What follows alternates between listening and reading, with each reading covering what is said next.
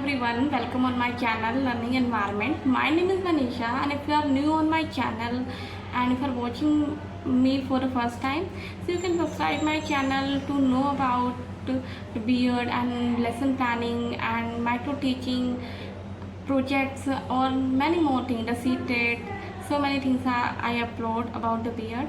So you can subscribe my channel and like my video, and because it's give me a motivation that will help me also and as well you.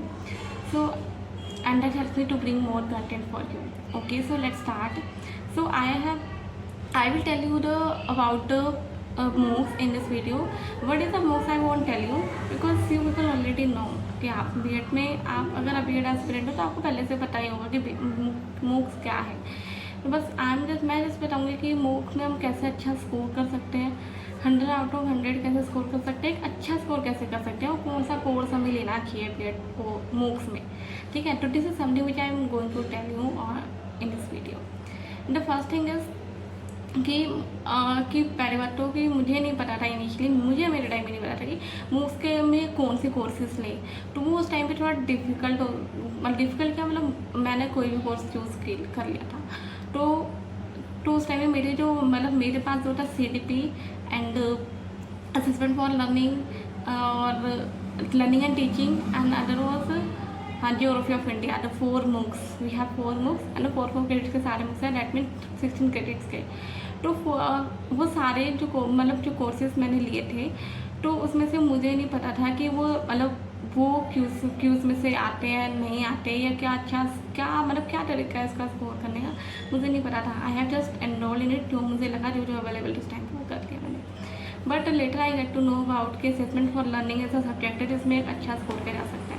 वो बाद में मुझे पता लगा था तो मैंने उसे बाद में उसमें एनरोलमेंट करा। एक्चुअली मैंने जो स्टार्टिंग में जो कोर्सेज करे तो पहली बार जो MOOCs है ना वो एक बेटर है कि आप चारों एक बार में कर लो। ठीक है, तो आपको आगे प्रॉब्लम नहीं आएगी। इनकेस अगर आपका एक में नहीं भी होता है तो आपको बाद में टाइम है, आप कर सकते हो। अगर आप सेकेंड सेमेस्टर में हो तो it will be easy for you. ठीक है, मेरे साथ क्या हो गया था, मुझे दिसंबर में देना था, फिर मैं दिसंबर में किसी वजह से हेल्थ इश्यूज़ की वजह से अपने नहीं दे पाई थी। Later I have to give again on May. ठीक है, बट इतना डिफिकल्ट नहीं होता है अगर आप प्रॉपर स्ट्रेटेजी को फॉलो करो या जो जैसे मैं बता दी वैसे कर लोगे तो आप इजीली अच्छा स्कोर भी कर पाओगे और आपका MOOCs निकल भी जाएगा। ठीक है, कई बच्चों को ऐसा था कि MOOCs उनका एक बार में क्लियर नहीं हुआ, उन्हें हमारे कॉलेज में कुछ ऐसे बच्चे, सारे नहीं कुछ ऐसे बच्चे थे कि नहीं हो पाया था, एक बार 2 बार इवन 3 बार भी देना पड़ा। तो वो चीज़ ध्यान में क्या रखनी है आपको, आई विल टेल यू। पहले तो आपको कौन से कोर्सेज लेने हैं, तो वही कि मैंने CDP लर्निंग एंड टीचिंग और जियोग्राफी ऑफ इंडिया लिया था। तो वो जो कोर्स थे, ठीक है, मैंने सोचा थोड़ा सब्जेक्ट से रिलेटेड है, ठीक है, तो मेरे लिए स्कोर करना ईजी रहेगा, तो डेट्स वाई मैंने ये सब चूज़ कर रही। बट मेरा इसमें अच्छा स्कोर नहीं हुआ था, लिटरली 60-70 का अराउंड इतनी परसेंटेज ही बनी थी इसमें। तो इट्स बेटर कि आप ऐसे कोर्सेज चूज़ करना जिसमें अच्छा 100% स्कोर हो जाए। बाद में आई गेट टू नो कि असेसमेंट फॉर लर्निंग एक सब्जेक्ट इसमें अच्छा स्कोर हो सकता है, तो बाद में मैंने इसमें एनरोलमेंट करा। जब उसमें 100 आउट ऑफ 100 मेरे कैसे बने वो मैं बताऊँगी आपको। कि मैंने जस्ट क्यूज़ से पहले सॉरी एग्ज़ाम से पहले मैं सारी की सारी क्यूज़ पढ़ के चली गई थी, सारी जितनी वीकली। तो पहली बार तो वीकली आपको जो क्यूज़ है ना वो नहीं छोड़नी है, आपको वीकली सारी क्यूज़ कंप्लीट करनी है। ठीक है, क्योंकि आप असेसमेंट फॉर लर्निंग आप ऑलरेडी पढ़ रहे अपने सेमेस्टर में आपने पढ़ा भी हुआ है। ठीक है, तो आपके लिए और ईजी हो जाएगा उसे करना। तो इसलिए उस टाइम पे मैंने असेसमेंट फॉर लर्निंग भी चूज़ करा। मैंने ऑलरेडी सेमेस्टर 2 में पढ़ा था, उसके बाद सेमेस्टर 4 में जाके मैंने दिया है। तो वो एक तरीके से रिवाइज भी और अच्छा सब्जेक्ट भी assessment for learning, no doubt. तो आप वो कर सकते हो। उसमें काफ़ी जो क्यूज़ है वो एक दिन या 2 दिन जितने भी पहले आप पढ़ रहे हो, 2 दिन बहुत होते हैं, 2 दिन तो ठीक है पढ़ने के लिए। तो आप उसको वीकली जो क्यूज़ है वो अच्छे से पढ़ लो, अच्छे जो ना समझ आए उसे रट लो। ठीक है, और जो जितना पढ़ा जाए वो पढ़ लो। और पूरी की पूरी जो फाइनल क्यूज़ होती है वो मैंडेटरी तो वो जरूर करनी है, वो भी आपको अच्छे से पढ़नी है। और मैं क्या करती थी, जिसकी कोई चीज़ें मुझे समझ नहीं आती थी तो I used to do ChatGPT। मैं उसको कॉपी पेस्ट कर लेती थी ChatGPT पे and I asked for the explanation. तो ईजिली अंडरस्टैंड, क्योंकि जो भी वो रिसोर्सेज प्रोवाइड करते हैं जिससे आप कर रहे हो, इग्नू या जो भी है, तो वो अच्छे से क्या पढ़ा ही नहीं जाता है ना, पढ़ने में वैसे इतना पढ़ कर आ रहे हैं, फिर इतनी सारी देख के तो मैंने खोलते ही बंद कर दिया, नहीं पढ़ा गया। मैंने जैसे क्या करा, जो भी क्यूज़ दी थी उसका हर एक एक्सप्लेनेशन, हर एक क्यूज़ की मैंने एक्सप्लेनेशन ChatGPT से पूछी, उसका एक्सप्लेनेशन पढ़ा, गूगल कर सकते हैं गूगल पे करा, उसके मतलब एक्सप्लेनेशन के थ्रू करा के, ताकि मेरी अंडरस्टैंडिंग बिल्ड हो जाए। और कोई भी ऐसे क्वेश्चन आते हैं तो I must able to answer the question, कि कुछ अपने से ऐसे क्वेश्चन आता है कि जरूरी हर बार जरूरी नहीं क्विज में से आए, तो आपको अंडरस्टैंडिंग बिल्ड करनी पड़ेगी। ऑल्दो असेसमेंट फॉर लर्निंग कुछ ऐसे सब्जेक्ट इसका क्विज में से ही आते हैं। मैं आपको दो क्विज और दो कोर्सेज और बताऊंगी जो मतलब क्विज में से आते हैं, इनके exact copy.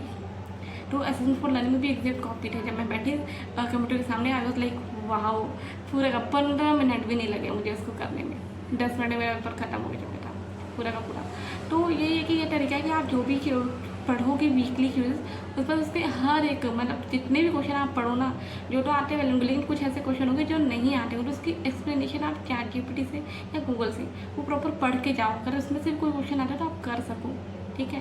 And another thing, क्या 2 सब्जेक्ट्स हैं, तो वो है CDP नहीं सॉरी CPE और अदर वाज सॉन्ग, ठीक है। ये 2 सब्जेक्ट्स है जो मैंने सुना था, मैंने नहीं करे थे, पर मैंने सुना था, मेरी फ्रेंड है उन्होंने बताया था, जो मेरे पीयर ग्रुप है वो कर रहे थे, तो उनके पूरे 100 आउट ऑफ 100 स्कोर हुए थे। तो दे वर लाइक कि कम्प्लीटली पूरा का पूरा क्विज में से आया था कॉपी पेस्ट, तो वो आपके लिए अच्छा स्कोर करना आ जाएगा, ठीक है। अब यहाँ पे दो बात आती हैं कि आपका मतलब स्कोर करना ज़्यादा मतलब स्कोर करने के लिए आपको मूव्स करना है या फिर अपनी CV को रेज करने के लिए। देखो यहाँ पे दोनों ही चीज़ें सही हैं, ठीक है, क्योंकि दोनों ही चीज़ें मैटर करती हैं। अगर आपको CV को रेज करने के लिए करना है अपने, तो आप कोई अदर सब्जेक्ट को चूज़ कर सकते हो, अदर कोर्स को चूज़ कर सकते हो एज पर योर। जैसे मैंने ज्योग्राफी ऑफ इंडिया चूज़ करा था अपनी पेडागोजी के अकॉर्डिंग, ठीक है।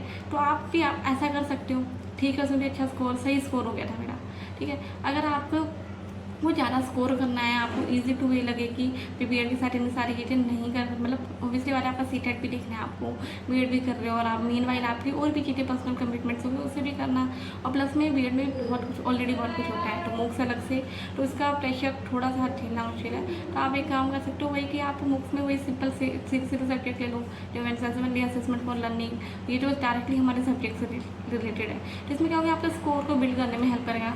और अदर सब्जेक्ट्स अगर आप कर सकते हो, टोटली अप टू यू, दोनों ही तरीका ठीक है। मतलब आप या तो आप अदर कोर्स ले लो या फिर आप इसी कोर्स ले लो, ठीक है। स्कोर आप डिपेंड करता है। तो मैंने आपको बता दिया कैसे पढ़ना है, क्या करना है। And so that's it, I have told you कि आप मूक्स में कैसे अच्छा स्कोर कर सकते हो। एंड वट एवर और भी कोई आपको इन्फॉर्मेशन अगर जाननी हो, पूछनी हो, तो I love to answer the your comments, really do comments. मुझे अच्छा लगता है जब मैं आपके कमेंट्स पढ़ती हूँ, ऐसा लगता है कि यार समन में ऐसे ही नहीं, मतलब ऐसे ही नहीं बना रही, someone is there is listening to me, so it motivates me to make more videos, bring more content for you and also। और मैंने एक और चीज़, मैंने लेसन प्लान बनाए थे, मैथ्स का जो लेसन प्लान है उसकी जो PDF है मैंने टेलीग्राम पे अपलोड कर दी है। इफ़ यू वांट टू तो बहुत हेल्पफुल होगा आपके लिए, वो आप लेसन प्लान चेकआउट कर सकते हो मेरे टेलीग्राम चैनल के through. So thank you for watching me.